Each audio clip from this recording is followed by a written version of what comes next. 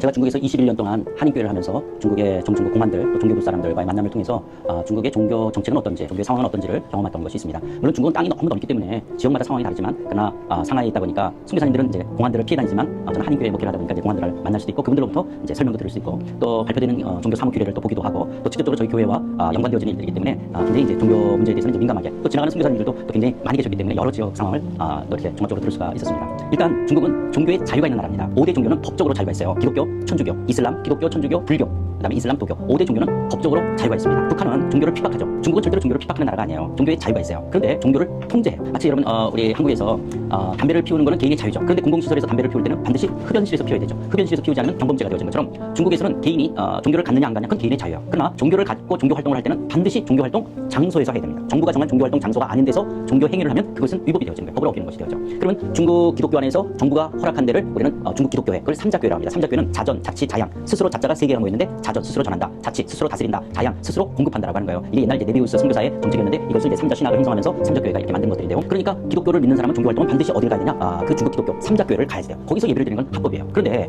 중국 기독교 지도자들끼리 이제 나눔이 생겼어요. 문화혁명 이후에 이제 그런 중국 기독교의 삼자교회가 허용이 됐는데 지도자들이 이분들은 정치하고 결탁된 변질된 신앙이라는 거예요. 너희들은 뭐 진짜 그 용어도 써요. 마귀 새끼들이다. 너희들은 정부와 결탁되어진 그런 마귀 새끼들이다. 그래서 너희들과 우리는 같이 예배를 드릴 수 없겠다라고 해서 중국 교회 성도들을 끌고 나오신 분들, 이분들이 나와서 이제 그들이 예배를 드리는 곳은 정부가 허가한 장소가 아니에요. 우리가 이 교회들을 가정교회, 지하교회라고 하는 거예요. 정부가 허락하지 않은 장소에서 하냐? 이걸 위법이라고 말하는 거예요. 가정교회. 그런데 이것은 그렇게 죄목으로는 큰 죄가 아니게 되어져요. 마치 우리가 흡연을 한다, 또 담배를 핀다, 이게 경범죄가 되는 것처럼 중국에서는 정부가 허락하지 않은 장소에서 예배를 드리는 것이 죄지만 그 죄 형량이 크게 크지가 않아요. 그래서 지금 몇십 년 돼도 계속 가정교회, 지하교회가 근본적으로 문제가 해결되지 않고 내려오는 이유가 여기 있고, 근데 선교사님들은 전부 어디서 활동을 해야 되냐? 가정교회, 지하교회 이런 분들과 만나야 되는 거예요. 그러니까 정부에서 봤을 때는 왜 외국 사람으로서 중국 법을 지키지 않습니까? 그리고 여기서 종교 활동을 했으니까 당신들은 나가십시오. 이게 이제 추방으로 이루어지는 것들이죠. 중국에서 하나님은 중국을 사랑하십니다. 이거는 전혀 위법이 아니에요. 그런데 바로 당신도 믿으세요? 그러면 이제 문제가 돼요. 하나님은 중국을 사랑합니다. 말하는 것까지는 자유예요. 그런데 당신도 믿으세요? 이거는 포교가 되기 때문에 위법이 되어져요. 그래서 지금 중국에는 지금 한 7대 3 정도 될까요? 70%가 가정교회라면 한 30% 정도가 이제 삼자교회를 나오게 되어지는데요. 외국인으로서는 삼자와 가정교회를 흑백 논리로 보면 안 됩니다.